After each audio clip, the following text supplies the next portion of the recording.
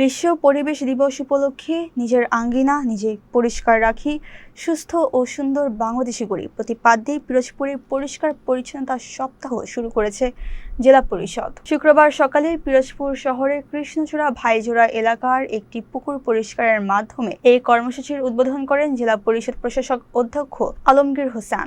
উদ্বোধনকালে তিনি বলেন, পরিবেশ রক্ষা এবং জনসচেতনতা বৃদ্ধিতে পরিচ্ছন্নতার কোনো বিকল্প নেই। একটি সুস্থ ও সুন্দর বাংলাদেশ গড়তে প্রতিটি নাগরিককে সচেতন হতে হবে। তিনি জানান, পরিচ্ছন্নতা সপ্তাহ উপলক্ষে জেলার বিভিন্ন এলাকায় জেলা পরিষদের মালিকানাধীন মোট 112টি পুকুর পর্যায়ক্রমে পরিষ্কার করা হবে। এর মাধ্যমে জলাশয়ের পরিবেশ সংরক্ষণ, মশার প্রজনন রোধ এবং জনস্বাস্থ্য রক্ষায় ইতিবাচক প্রভাব পড়বে বলে তিনি আশাবাদ ব্যক্ত করেন। কর্মসূচিতে জেলা পরিষদের কর্মকর্তা কর্মচারী, স্থানীয় জনপ্রতিনিধি এবং বিপুল সংখ্যক এলাকাবাসী অংশগ্রহণ করেন।